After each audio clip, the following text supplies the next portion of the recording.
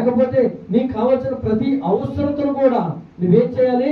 అశ్రద్ధగా నిర్లక్ష్యంగా ఉండకుండా దేవుడిచ్చిన సమయాన్ని నువ్వు సద్వినియోగం చేసుకొని నీకు కావాల్సిందంతా కూడా నువ్వు సమకూర్చుకోవాలి. ఏది నీకు కావాల్సింది?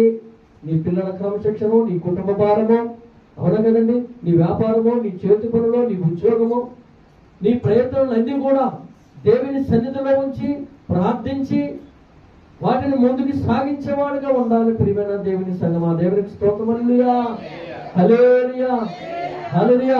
అందుకని ఇక్కడ ఆ జీవరాశులైన సీమను మనకు బయలుపరుస్తూ ఉన్నాడు.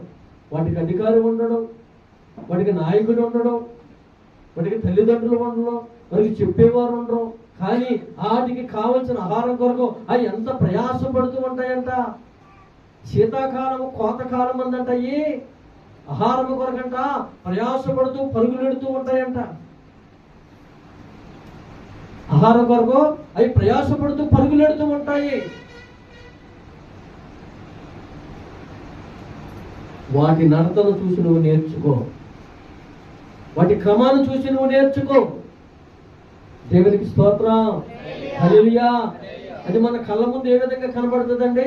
క్షేమే కదా అనుకుంటాం, కానీ తన ఆలోచన ఏ విధంగా ఉంది, తన ప్రవర్తన ఏ విధంగా ఉంది, తన నడవడికి ఏముంది, తనకి ఎంత జాగ్రత్తగా ఉంటుంది, తన ఆహారం ఏ విధంగా సంపాదించుకుంటుంది, తన ఆరోగ్యాన్ని ఏ విధంగా కాపాడుకుంటుంది, ఇదంతా కూడా దేవుడు మనకు పరిశుద్ధ లేఖనాల్లో మనకి ఏం చేస్తున్నాడండి?